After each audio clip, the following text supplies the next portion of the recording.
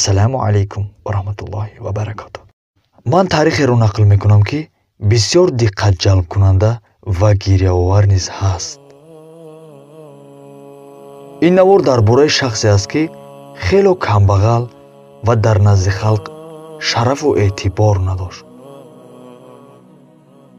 бар зами ин ӯ хело бенамуд буд. саҳобагоне ки ин қиссаро карданд гуфтанд аз ҳад зиёд беҳусн буд. одамон аз ӯ мегурехтанд.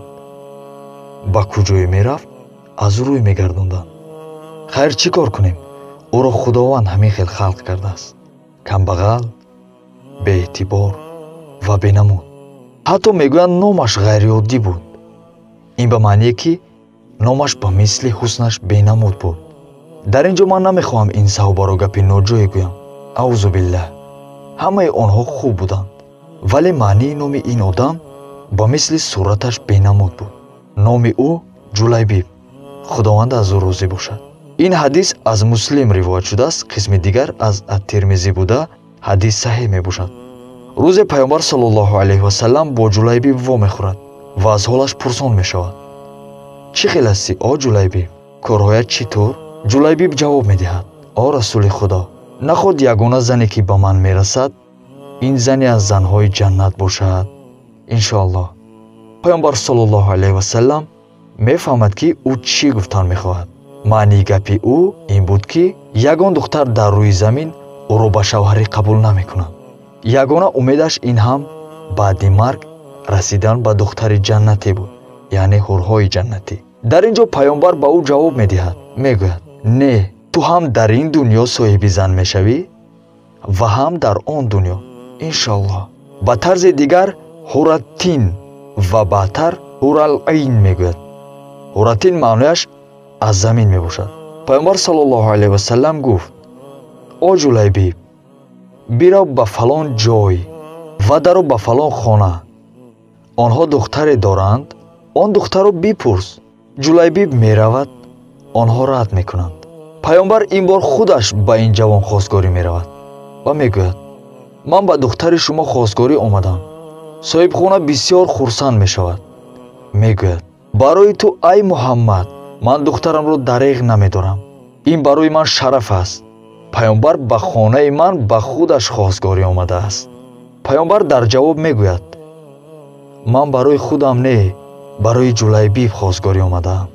соҳибхона аз шодӣ боз мемонад ва мегӯяд: бояд модари ин духтарро пурсам. ба модари духтар нақл мекунад. модар низ дар аввал фикр мекунад, ки пайғамбар ба худаш хостгорӣ омадааст.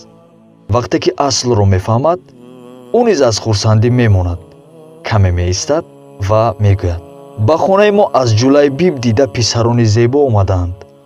мо надодем, ба ҳамин одами бенамуд бидиҳем, гӯён рад мекунанд.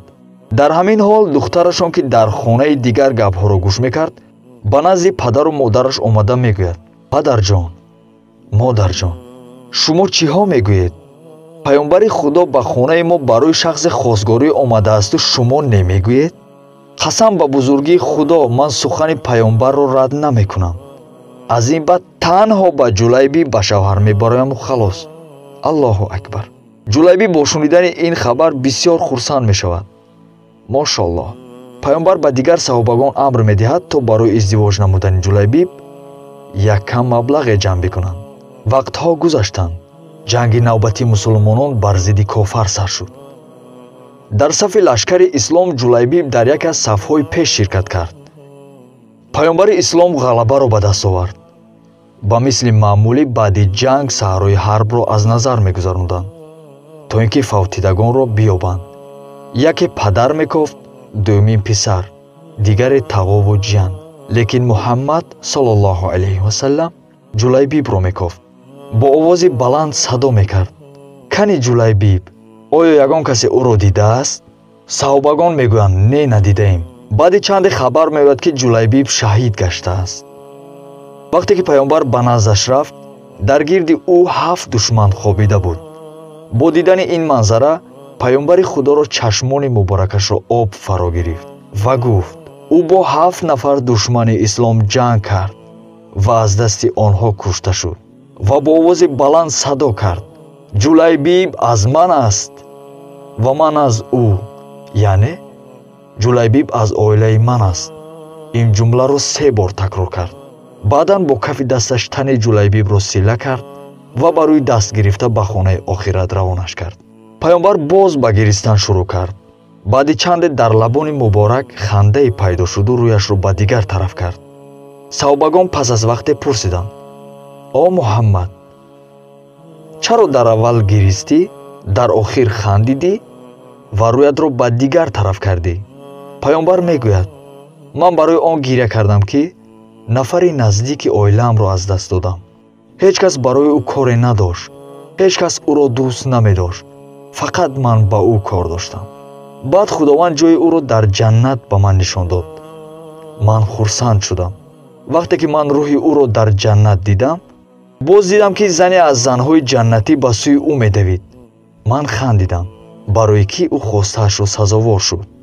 ва вақте ки зан медавид, ана ҳамон буҷулаки пои зан намоён шуду ман рӯямро ба дигар тараф кардам, барои он ки ман ҳақ надорам то ба аврати зани ҷулайбиб нигарам.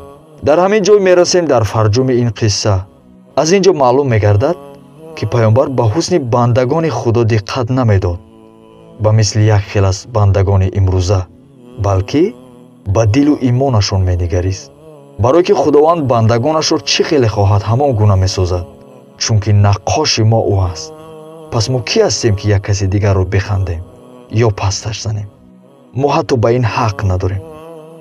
нақлро ба шумо расонд банда Шӯҳрат Расулов. ассалому алайкум ва раҳматуллоҳи ва баракатуҳ.